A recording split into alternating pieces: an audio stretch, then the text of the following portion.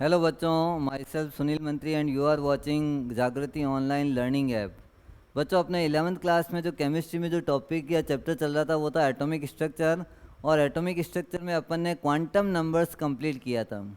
अब एक quantum number का शॉर्ट रिव्यू आपको एक याद करने का तरीका है या समझने का तरीका है, जिसमें इजीली आपको क्वांटम नंबर समझ में आ जाएगा और इससे रिलेटेड क्या क्वेश्चन बनते हैं वो अपन यहाँ पे क्लियर करते हैं।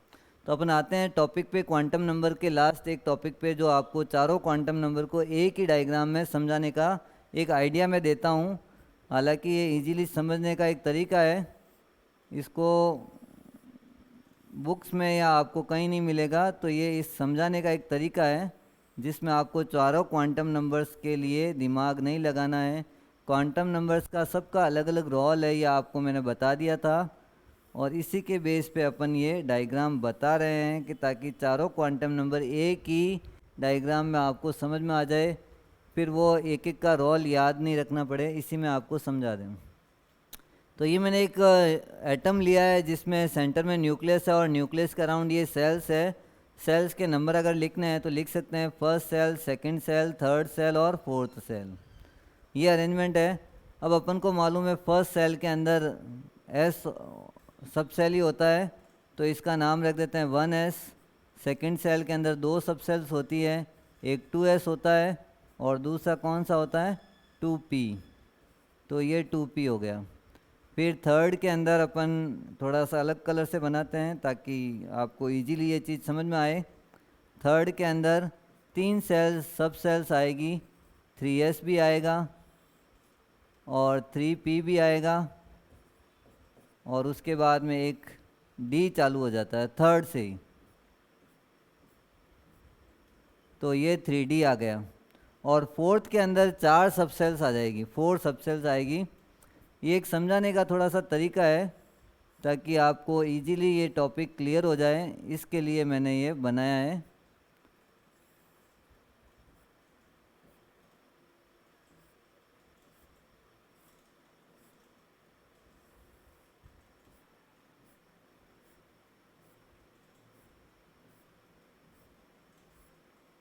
एक दो तीन चार पाँच छः सात। तो ये देखो, एक अरेंजमेंट बताया अपन ने कि इस टाइप से अरेंजमेंट होता है सब सेल्स का। तो सबसे पहले जो 1 2 3 4 मैंने लिखा है, 1 का मतलब आप के सेल्स मान सकते हो, के एल एम और एन, ये सेल्स है। तो ये क्वांटम प्रिंसिपल क्वांटम नंबर का रोल है सेल्स के बारे में इन्फॉर्म करना। तो फर्स्ट, सेकंड, थर्ड और फोर्थ ये सेल्स के नंबर है, प्रिंसिपल क्वांटम नंबर को रिप्रेजेंट करते हैं। अब अपन बता रहे हैं सेल्स के अंदर सब सेल्स, तो हर एक क्वांटम नंबर का अलग अलग रोल है। जैसे एन का रोल मैंने क्या बताया था, सेल के बारे में बताना। एन के बाद एल आता है, एल का काम किसके बारे में बताना अपन को, सब सेल के बारे में। और उसके बाद में एम आता है और एम का काम होता है ऑर्बिटल्स के बारे में, arrangement of orbital in 3D ये बताना आपको। और एस का काम है स्पिन ऑफ इलेक्ट्रॉन, स्पिन बताना, ये क्लॉकवाइज हो रहा है या एंटी क्लॉकवाइज हो रहा है, ये काम सबका अलग अलग रोल है। तो यहाँ सेल्स के बारे में बता रहा है प्रिंसिपल क्वांटम नंबर, और एल का काम है सब सेल्स के बारे में। और सब सेल्स कितनी है यहाँ पे, डिफरेंट सब सेल्स है, डिपेंड करती है सेल के ऊपर। फर्स्ट सेल के अंदर एक ही सब सेल होगी, सेकंड सेल के अंदर दो सब सेल, थर्ड के अंदर तीन सब सेल है और फोर्थ के अंदर चार सब सेल है। हालांकि इनका नाम मैंने नहीं लिखा है, वो लिख देता हूँ, 4s, 4p, 4d और 4f, ये सब सेल्स है यहाँ पर अपनी। अब अपन ने सब सेल्स बता दी। सब सेल्स के बाद में जो आता है अपना कौन सा आता है, ऑर्बिटल्स। तो ऑर्बिटल्स क्या होते हैं, सब सेल्स के अंदर ही होता है ऑर्बिटल्स। सब सेल के अंदर कौन होता है, ऑर्बिटल्स। और ऑर्बिटल्स वो एरिया होता है जहाँ इलेक्ट्रॉन्स ज़्यादा रहते हैं, या इलेक्ट्रॉन की डेंसिटी ज़्यादा होती है, या इलेक्ट्रॉन्स के रहने की जगह। तो the probability of finding the electrons that is known as orbitals, जहाँ इलेक्ट्रॉन फाइंड होने की प्रोबेबिलिटी ज़्यादा होती है उसी को अपन नाम दे देते हैं ऑर्बिटल्स। अब ऑर्बिटल्स ये जो ब्लॉक बने हुए हैं इसके अंदर, पी के अंदर 3 बने हुए हैं, डी के अंदर 5 बने हुए हैं, और एस के अंदर एफ के अंदर 7 बने हुए हैं, और एस के अंदर 1 ही बना हुआ है। तो ये अपन बता रहे हैं ऑर्बिटल्स का अरेंजमेंट। और ऑर्बिटल्स जो है उसके अंदर रह सकता है इलेक्ट्रॉन। एक ऑर्बिटल्स के अंदर मैक्सिमम 2 इलेक्ट्रॉन रहेंगे और 2 इलेक्ट्रॉन्स जो है अपोजिट स्पिन वाले। अगर एक ऑर्बिटल के अंदर इलेक्ट्रॉन 2 इलेक्ट्रॉन रहेंगे तो कैसे रहेंगे, एक क्लॉकवाइज रिवॉल्व करेगा या स्पिन करेगा और दूसरा कैसे स्पिन करेगा, एंटी क्लॉकवाइज। उसके बेस पे अपन बताते हैं क्लॉकवाइज और एंटी क्लॉकवाइज के अरेंजमेंट के बेस पे। अब यहाँ अपन बता रहे हैं देखो, तो एस पी डी और एफ ये 4 सबसेल्स होती है। एस पी डी एफ चारों सबसेल्स के अंदर अपन को किसकी वैल्यू क्या होगी, तो ये अपन ने बताया यहाँ अरेंजमेंट 1s। तो देखो अपने पास चारों क्वांटम नंबर की वैल्यू निकालनी है, तो चारों क्वांटम नंबर में प्रिंसिपल का काम तो अलग ही हो गया। मेन काम क्या है प्रिंसिपल का, किसके बारे में बताना आपको, सेल के बारे में। अब सेल के अंदर सब सेल होगी, इनकी वैल्यू क्या होगी कि भाई आपकी जो सब सेल्स की वैल्यू हो सकती है वो 0 से लेके कहाँ तक हो सकती है, n-1 तक। ये मैंने सब सेल्स के अंदर सेकेंड सब्सिडरी क्वांटम नंबर्स के अंदर आपको बता दिया, एल के बारे में बता दिया 0 से लेके n-1 तक। अगर आपको 1s के बारे में पता करना है कि इसके एल की वैल्यू बता रहे हैं, इसके लिए वैल्यू क्या होगी, तो 1s के लिए कितनी वैल्यू होगी, 1s में 0 से लेके n-1, तो यहाँ 1-1 करेंगे तो आंसर क्या आया 0। तो इसका मतलब इसके अंदर जो वैल्यू होगी एल की वो कितनी होगी, 0। अब p के लिए पता करना आपको, p में कितनी होगी, तो p को पता करने के लिए सेकंड सब सेल में कितनी वैल्यू होगी। अगर n की वैल्यू 2 है तो l की वैल्यू कितनी कितनी पॉसिबल है, 0 भी पॉसिबल है और 1 भी पॉसिबल है। इसका मतलब ये s की वैल्यू है और ये किसकी है, p की। तो यहाँ s की वैल्यू तो आपको 0 ही लिखनी है, p की वैल्यू क्या आएगी, 1 आएगी। और फिर अगर मैं n की वैल्यू 3 रखता हूँ तो l की वैल्यू क्या क्या पॉसिबल है, 0, 1 और 2 तक पॉसिबल है। 0 किसके लिए है, s के लिए, p के लिए 1 और d के लिए कितना आ गया, 2 आ गया। अब वही 4 रखा तो 0, 1, 2 और 3 तक पॉसिबल हो गया। तो ये तो चीज़ बेसिक चीज़ मैंने बताई कि सब सेल्स के नंबर आपको कैसे फाइंड आउट करने हैं। अब सब सेल के अंदर ऑर्बिटल्स है, उनके बारे में आपको कैसे पता लगाना है, तो आपको ये बता दिया कि भाई जब मेरे पास एल की वैल्यू आ गई उसके के बाद में मैं किसकी वैल्यू फाइंड आउट कर सकता हूँ, एम की वैल्यू। एल की वैल्यू के बाद किसकी वैल्यू करेंगे अपन, एम की वैल्यू। और एम की वैल्यू कैसे पता करनी है, ये देखो यहाँ पे अगर एल की वैल्यू मेरे पास कितनी आई है, यहाँ पे एल की वैल्यू आ गई, ये मान लो 0 आ गई, तो एम की वैल्यू कितनी पॉसिबल होगी। इसके लिए मैंने एक फॉर्मूला बताया था, -L 0 इंक्लूडिंग +L तक, ये एक रेंज है, इसके बीच में कोई भी वैल्यू हो सकती है। अगर आप L की वैल्यू को ही 0 कर दोगे तो उसकी M की वैल्यू भी कितनी आएगी, 0 0। तो यहाँ मैं 0 0 लिख देता हूँ सब की वैल्यू। तो कुल मिला के आपको S का ध्यान रखना है कि S के लिए L की वैल्यू भी 0 और M की वैल्यू भी 0। लेकिन P में 3 ऑर्बिटल्स होते हैं, देखो तीनों की वैल्यू अलग अलग है। अब यहाँ वापस आते हैं, P के लिए L की वैल्यू मैंने निकाली 1, निकाली ना यहाँ पे, P के लिए कितनी आ रही है 1, ये S की, ये P की और ये D की। तो जब 1 आ जाएगी तो इसकी रेंज देखो -1 0 +1, तो यहाँ M की वैल्यू मेरे पास मालूम चल गई -1 0 +1। तो ये कौन सी वैल्यू लिखी है मैंने, M की वैल्यू लिख दी है। और M की वैल्यू के बाद अगर आपको पूछे D में क्या वैल्यू होगी, D के लिए भी वही है, D के लिए कितनी आई है, L की वैल्यू 2, और 2 से अपन क्या रेंज निकालेंगे, -2 -1 0 +1 +2। 5 ऑर्बिटल है, पाँचों की वैल्यू लिख देते हैं, -2 -1 0 +1 +2। और यही अगर F में पूछे तो -3 से स्टार्ट करो, -3 -2 -1 0 +1 +2 +3। अब इससे आपको फ़ायदा ये होगा, कोई भी इलेक्ट्रॉन मान लो इसमें 0 वाले में, तो आपको अगर पूछे कि 3D में तो है इलेक्ट्रॉन, किस में है, 3D में है, लेकिन 3D के लिए कौन कौन सी वैल्यू n की और l की होगी, तो 3 में आ गया, इसका मतलब n की वैल्यू तो 3 है, और D में n = तो आ गया 3 और l = आ जाएगा 2। तो जिस सब सेल के अंदर इलेक्ट्रॉन है उसके लिए n और l की वैल्यू एन और एल की वैल्यू से उसका अपन पता लगा सकते हैं कि कहाँ पे ये इलेक्ट्रॉन रिवॉल्व कर रहा है, कहाँ स्पिन कर रहा है, और कौन से सब सेल में है, कौन से ऑर्बिटल में है। अब मैंने कहा इलेक्ट्रॉन -2 में भी नहीं है, -1 पे भी नहीं है, और 0 में है, तो इसकी m की वैल्यू से उसका पता लगा सकते हैं कि वास्तव में ये 0 में है। तो m की वैल्यू उसकी क्या हो गई, 0। अगर आपके पास n l m की वैल्यू है तो आप उस इलेक्ट्रॉन का पूरा आइडेंटिफाई कर सकते हो और इलेक्ट्रॉन का एड्रेस पता कर सकते हैं। इसके लिए ये क्वांटम नंबर्स का यूज आता है। तो क्वांटम नंबर्स का रोल कहाँ पे क्या है, ये चीज़ मेरे को समझानी थी, इसमें इस डायग्राम से समझा सकते हैं। अब इससे रिलेटेड और क्वेश्चन करेंगे तो पूरा अपन को ये क्लियर हो जाएगा कि वास्तव में क्वांटम नंबर्स का रोल है या नहीं है। तो ये चीज़ करने के बाद अपन आते हैं क्वेश्चंस के अंदर कि इससे रिलेटेड क्या क्वेश्चन बनेंगे। और उसके बाद में मैंने डी में 5 ऑर्बिटल बनाए, पी में 3 ऑर्बिटल बनाए, एफ में 7 ऑर्बिटल बनाए और एस में 1 ही बनाया। अब इनका ऑर्बिटल्स का शेप क्या होगा, कैसे इनका ज्योमेट्री होगा, क्या शेप होगा, इलेक्ट्रॉन कैसे उसके अंदर रिवॉल्व करते हैं, ये सारी चीज़ें अपन अगले वाले टॉपिक में करवा रहे हैं। तो यहाँ आपको सिर्फ क्वांटम नंबर्स का रोल या इस क्वांटम नंबर्स में अरेंजमेंट बताया कि वास्तव में क्वांटम नंबर्स का कुछ यूज है या नहीं है। तो ये चीज़ अपन ने इसमें समझाई। अब आ जाते हैं कि इससे रिलेटेड क्वेश्चंस क्या बनेंगे, ताकि आपको ये क्लियर हो जाए कि क्या क्वेश्चन बनेगा तो क्या आंसर अपन को लिखना है। एक क्वेश्चन दे रखा है, फाइंड आउट द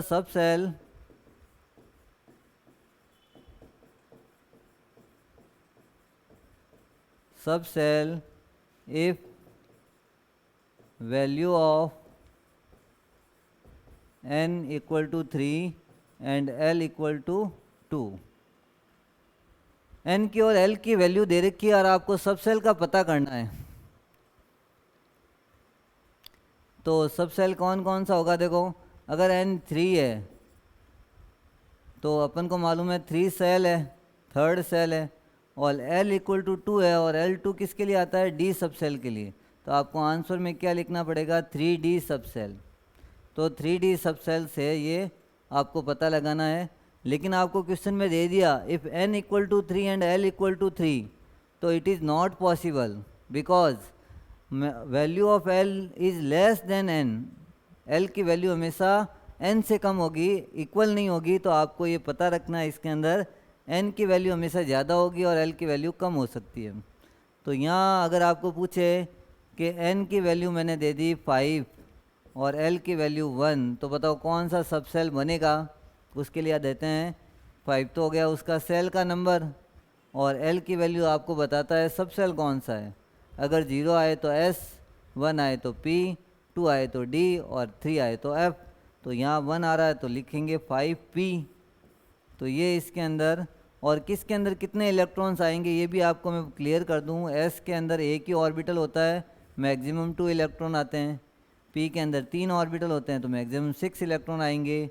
डी के अंदर 5 ऑर्बिटल तो 10 इलेक्ट्रॉन आएंगे, और एफ के अंदर 7 ऑर्बिटल्स तो 14 इलेक्ट्रॉन्स आएंगे। ये अरेंजमेंट करेंगे।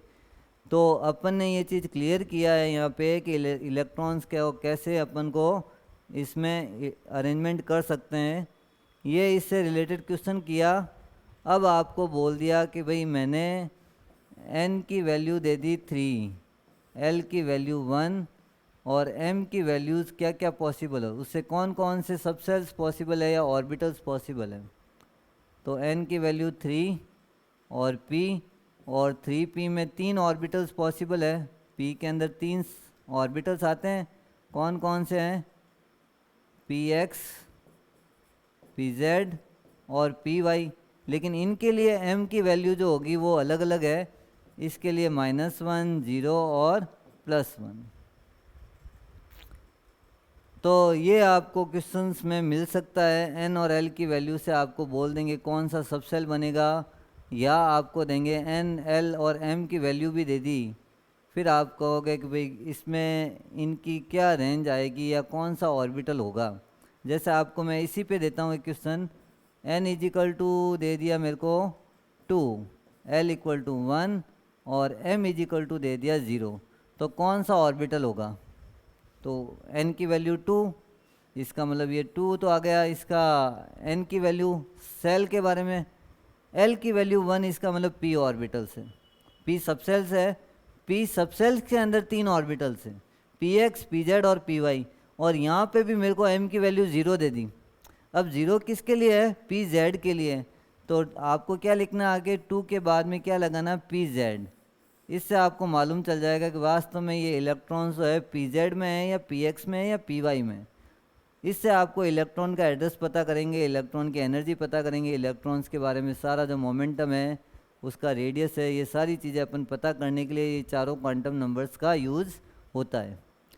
तो यहाँ ये अपन ने बताया pz की वैल्यू 0 होगी, m की वैल्यू, l की वैल्यू 1 है तो p आएगा, और n की वैल्यू 2 है तो इसका मतलब सेकंड सबसेल आएगा। और आपको दे दिया कि भाई मैंने 1 p दिया है, नहीं सॉरी n इक्वल टू 1 और l इक्वल टू भी 1 दिया, तो it is not possible because l is lesser than n। l की वैल्यू हमेशा n से कम होगी। तो यहाँ आपको मैंने इस क्वांटम नंबर से रिलेटेड जो क्वेश्चन बनते हैं उनको बताया है, कैसे आपको सॉल्व करना है, किस टाइप से आपको बताना है। तो अब इसके बाद में अपन बात करते हैं शेप्स ऑफ एटॉमिक ऑर्बिटल्स, जो इम्पोर्टेंट है। एक्चुअल में मैंने सारी चीज़ें रामायण तो कर दी, लेकिन इनके जो p, s, p, d और f मैंने बोल दिए, इनका स्ट्रक्चर कैसा होगा, कैसे इलेक्ट्रॉन इसमें रिवॉल्व करेंगे, कैसे रहते हैं, ये सारी चीज़ें अभी आगे बतानी है आपको। तो नेक्स्ट टॉपिक पे आते हैं, अपन बात करते हैं एटॉमिक ऑर्बिटल्स के शेप पे। तो shape of atomic orbitals, shape of atomic orbitals, ये अपने टॉपिक का नाम। अच्छा, ऑर्बिटल्स जो है 4 तरह के ऑलरेडी मैंने बता ही रखे हैं, s, p, d और f। अब इन चारों के शेप्स के बारे में बात करते हैं। सबसे पहले तो ऑर्बिटल्स जो है न्यूक्लियस के अराउंड वो एरिया होता है जहाँ इलेक्ट्रॉन की प्रोबेबिलिटी क्या होती है? ज़्यादा होती है। और इलेक्ट्रॉन की प्रोबेबिलिटी जहाँ ज़्यादा होती है उसी को आप क्या नाम देते हैं? ऑर्बिटल्स। ऑर्बिट और ऑर्बिटल्स में डिफरेंस है, ये ध्यान रखना है। ऑर्बिट तो हो गया सेल, लेकिन सेल के अंदर सब सेल और सब सेल के अंदर ऑर्बिटल, तो दोनों को आप एक वर्ड से कनेक्ट मत कर देना। ऑर्बिट अलग होता है, ऑर्बिटल अलग होता है। तो ऑर्बिटल्स जो है वो एक ऑर्बिट का ही पार्ट है। तो अब अपन क्लियर करते हैं इनके ऑर्बिटल्स के शेप क्या होंगे। सबसे पहले एस, और एस का मतलब होता है शार्प, और इसका जो शेप बताया अपन ने स्फेरिकल। कैसा शेप बनाना है अपन को? स्फेरिकल। लेकिन फिर भी आपको ध्यान रखना है स्फेरिकल शेप बनाओ तो कैसे बनाना है। शेप्स की तरफ आते हैं अपन, ये बना देते हैं और बनाते हैं इसको।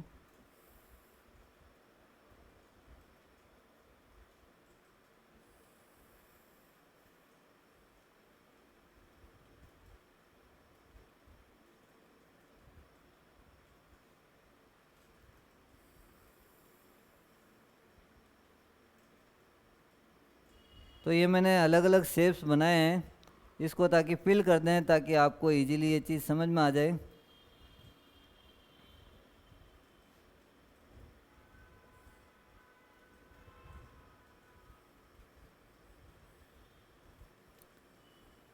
ये देखो भाई,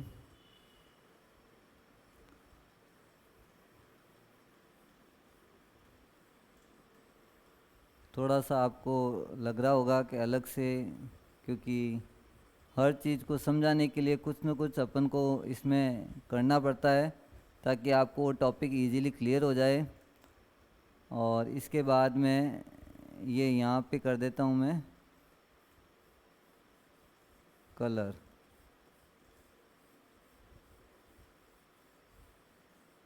तो ये एटॉमिक ऑर्बिटल्स जो है स्फेरिकल शेप का है, इसलिए मेरे को अलग अलग ये बताना पड़ रहा है आपको कि इसके शेप्स कैसे होंगे। तो अब अपन समझाने में इजी रहेगा ये शेप बनाने के बाद।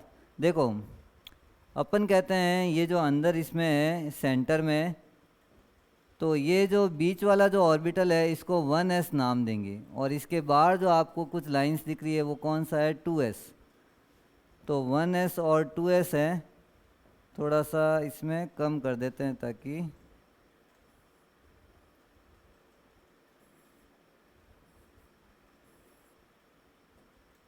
तो ये 1s और ये आउटर वाला 2s।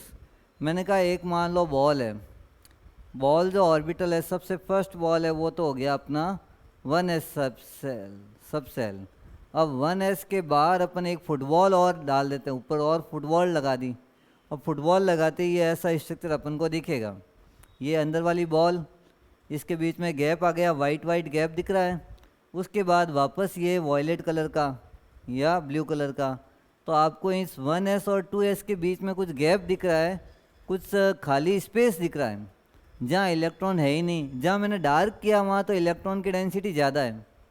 तो ऑर्बिटल्स वही होता है जहाँ इलेक्ट्रॉन की डेंसिटी ज़्यादा होती है, जहाँ इलेक्ट्रॉन की प्रोबेबिलिटी ज़्यादा होती है, उसी को अपन क्या बोलते हैं, ऑर्बिटल्स। और ऑर्बिटल्स में ये 1s और 2s के बीच में जो स्पेस है जहाँ इलेक्ट्रॉन नहीं है उसको ऑर्बिटल नाम नहीं देंगे, उस एरिया को अपन बोलते हैं नोडल सरफेस। क्या नाम दिया इसका, nodal surface. Where the electron density is zero, जहाँ पर इलेक्ट्रॉन की डेंसिटी कितनी हो गई, ज़ीरो, उस एरिया को या उस सरफेस को या उस प्लेन को आप दे सकते हैं ना nodal surface, nodal plane, nodal area. जहाँ इलेक्ट्रॉन नहीं मिलेगा, आपको कुछ नहीं मिलेगा, वहाँ आपको ये नाम देना है नोडल सरफेस। तो S के अंदर 1s का शेप स्फेरिकल है, उसके ऊपर एक और बड़ा स्फीयर है, लेकिन 1s और 2s के बीच में जो खाली स्पेस है उसको आप नाम देते हैं नोडल सरफेस। और नोडल सरफेस की डेफिनेशन अगर लिखना है तो क्या लिखेंगे, the area around the nucleus where electron density is zero, that area और प्लेन या सरफेस, कुछ भी बोलो, या surface is known as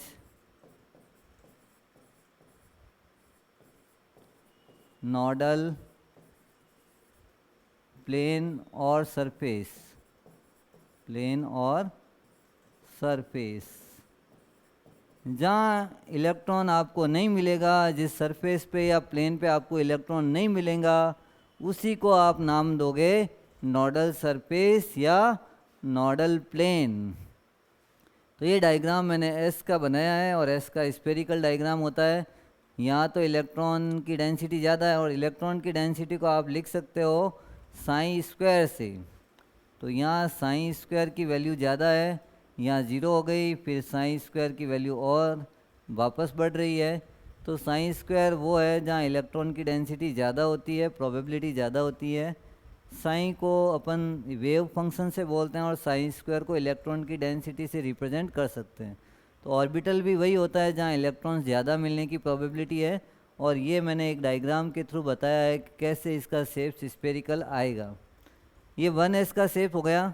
next page पे आते हैं, अपन P के शेप की तरफ आते हैं। P का जो शेप मैंने बनाया है वो है डम्बेल। तो P के शेप पे आते हैं, डम्बेल। डम्बेल शेप का P ऑर्बिटल होता है। डम्बल अपने देखे हुए ही है। डम्बल में क्या होता है, देखो डम्बल होता है, इसमें एक तरफ भी ज़्यादा होता है मास, दूसरी तरफ भी ज़्यादा होता है।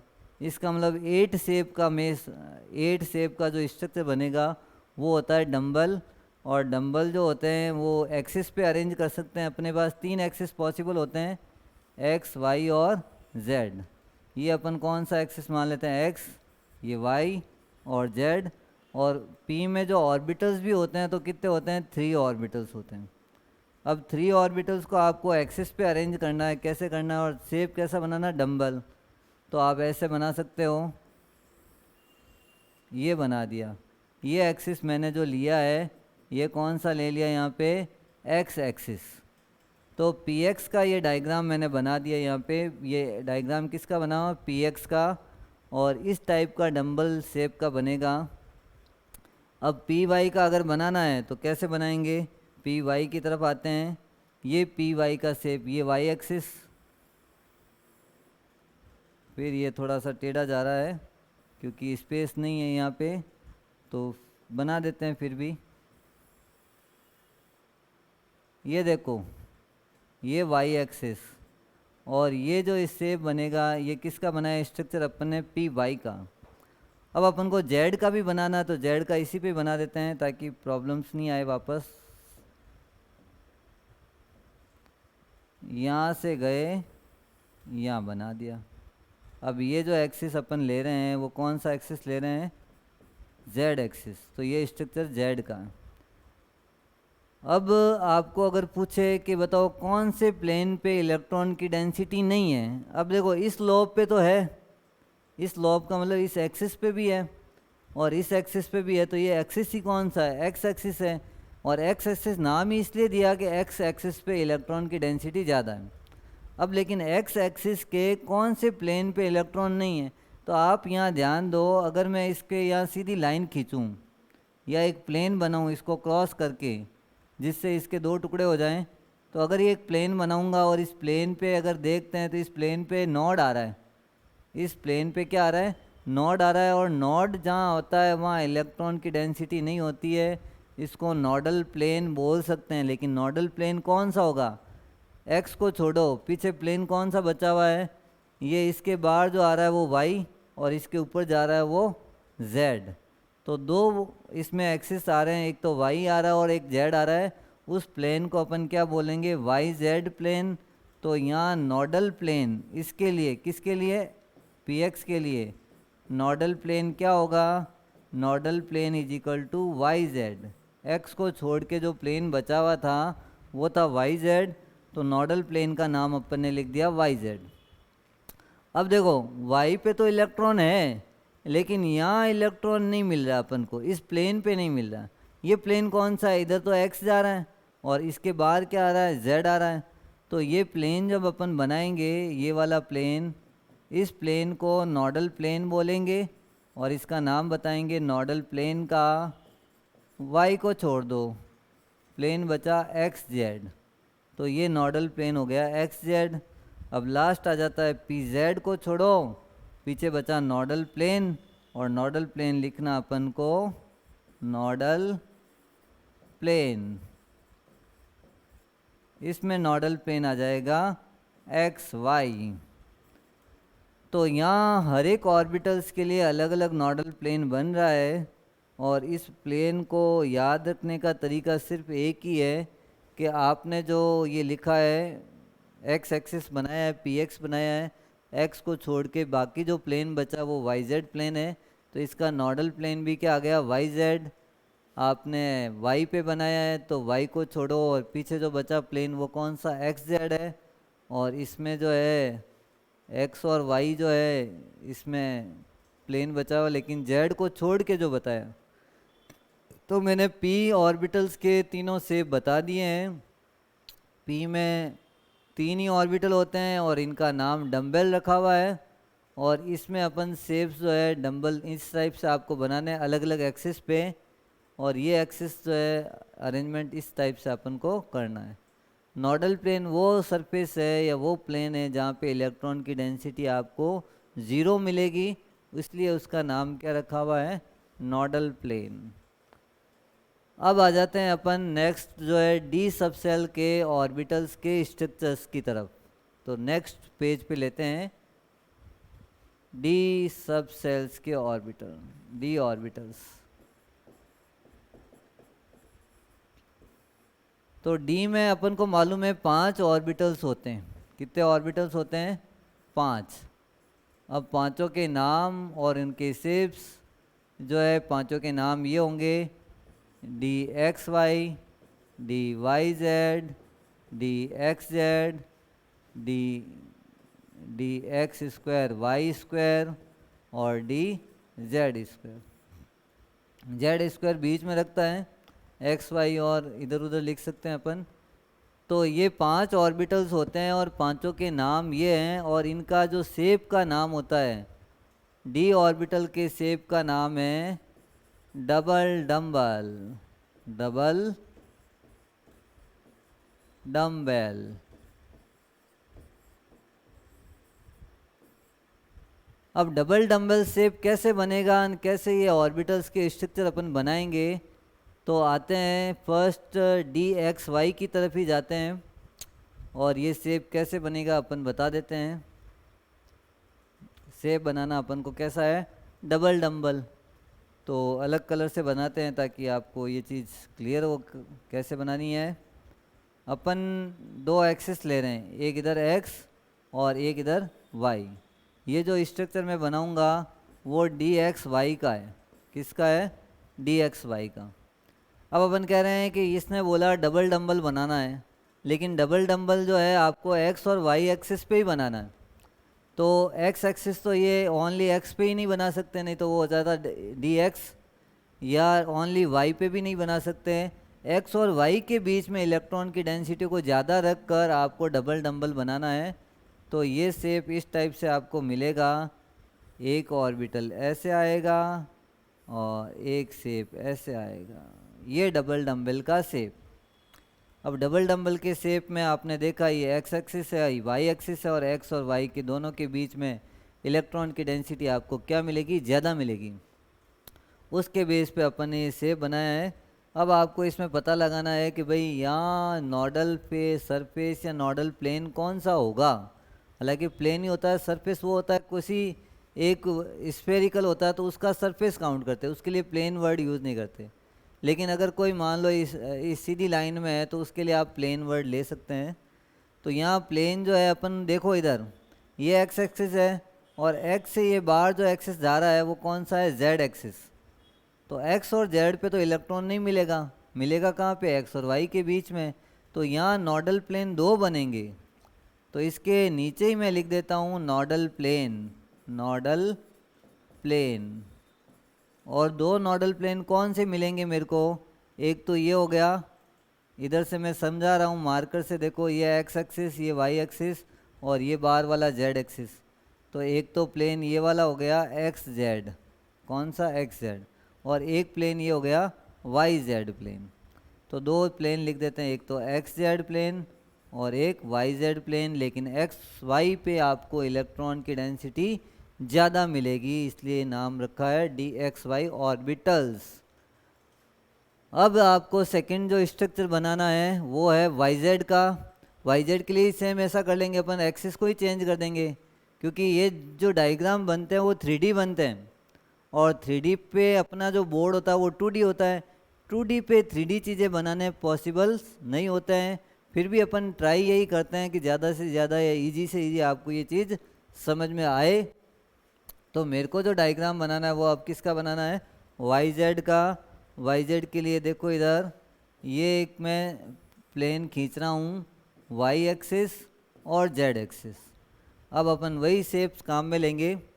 इसमें बनाना कैसे है आपको, डबल डम्बल बनाना, लेकिन वाई और जेड के बीच में। तो आप ये ऑर्बिटल्स बना दिया, ये वापस यहाँ बना दिया, और अब वापस वही आपको पूछे कि कहाँ पे इलेक्ट्रॉन नहीं होगा या इलेक्ट्रॉन की डेंसिटी 0 होगी, तो ये एक्स एक्सिस, ये वाई एक्सिस, इससे सीधा एक प्लेन बन रहा है वो है एक्स वाई, और इधर भी एक प्लेन बन रहा है वो है एक्स जेड।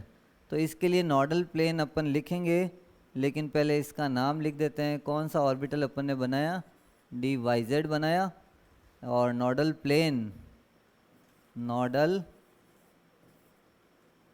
प्लेन, इनके नाम ये मैं लिख रहा हूँ एक्स वाई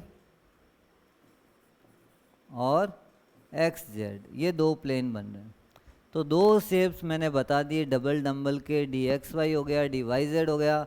अब X Z, X square, Y square और डी जेड स्क्वायर, ये 3 ऑर्बिटल्स के शेप अभी अपन को बनाने हैं। बनेंगे कैसे वो देखते हैं नेक्स्ट पेज पे। बचा हुआ है D X Z, D X square Y square और लास्ट है डी जेड स्क्वायर। ये शेप्स अपन को बनाने हैं।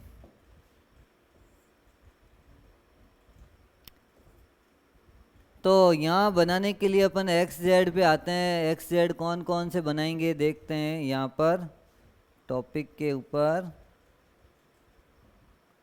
ये वही समझाने का एक ही तरीका, ये x ये z और आपको इलेक्ट्रॉन की डेंसिटी रखनी है एक्स जेड के बीच में।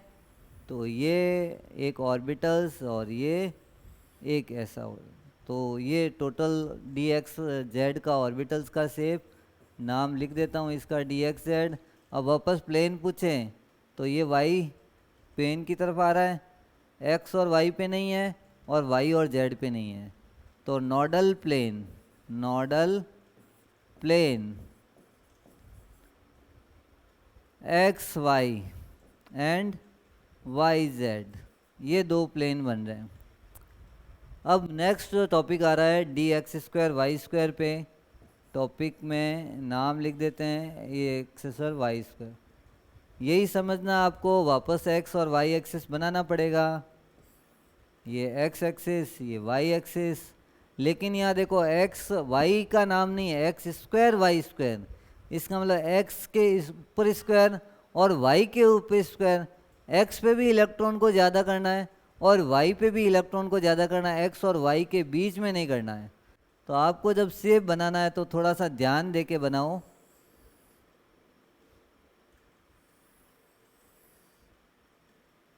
ये तो हो गया एक्स स्क्वायर और ये हो गया वाई स्क्वायर। तो ये शेप बना। अब देखो, अब मैं मान लो यहाँ से बाहर निकाल भी देता हूँ एक्स और वाई के परपेंडिकुलर, ये कौन सा है जेड एक्सिस है। लेकिन यहाँ तो इलेक्ट्रॉन की डेंसिटी है, यहाँ पे भी इलेक्ट्रॉन की डेंसिटी है, तो यहाँ नोडल प्लेन मिल ही नहीं रहा है। तो नोडल प्लेन मिल नहीं रहा है, इसका मतलब यहाँ इलेक्ट्रॉन की डेंसिटी सब जगह ज़्यादा ही ज़्यादा मिल रही है, कहीं इलेक्ट्रॉन ज़ीरो हो ही नहीं रहा है। तो यहाँ नोडल प्लेन आपको नहीं मिलेगा। लास्ट आ जाता अपना ऑर्बिटल्स, वो है डी जेड स्क्वायर की बात करते हैं अपन। तो ये शेप यहाँ बना रहा हूँ डी जेड स्क्वायर लास्ट। और इसको बनाने के लिए थोड़ा सा एक ध्यान से देना है। देखो ये एक्सिस ले लो जेड एक्सिस, थोड़ा सा ये अलग टाइप का है, बाकी सब में डबल डम्बल मिल रहा है, लेकिन एक ऐसा ऑर्बिटल लास्ट जेड स्क्वायर बचा हुआ है जिसमें डबल डम्बल मिलेगा ही नहीं आपको। इसका शेप ही थोड़ा अलग टाइप का होता है। और यहाँ इसको थोड़ा सा डायग्राम वाइक करने के लिए बता देते हैं, ऑर्बिटल्स का शेप इस टाइप से होता है। ये तो हो गया एक डंबल, सिंगल डंबल हुआ। लेकिन सिंगल डंबल पे दूसरा डंबल नहीं आएगा। दूसरा डंबल बनाने के लिए या दूसरी चीज़ बनाने के लिए यहाँ पे एक होगा स्पाइरल बैंड। और ये बैंड किस टाइप से आपको बनाना है,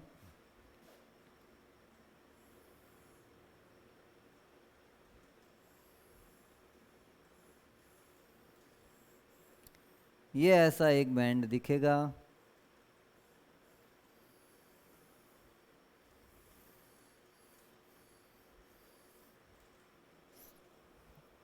जैसे एक आदमी खड़ा है और उसके रिबन लगा हुआ, इस टाइप से ये जो स्ट्रक्चर बन रहा है ये किसका स्ट्रक्चर होगा, जेड स्क्वायर का। ये जेड एक्सिस ले लिया और इस जेड एक्सिस के स्पाइरल एक बैंड बना हुआ है, रबड़ जैसा एक बैंड लगा हुआ है।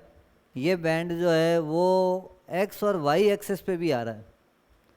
तो एक्स और वाई एक्सिस पे आ रहा है, इसलिए अपन कहेंगे कि यहाँ ऐसा कोई और प्लेन या सरफेस है ही नहीं जहाँ इलेक्ट्रॉन जीरो मिल रहा है।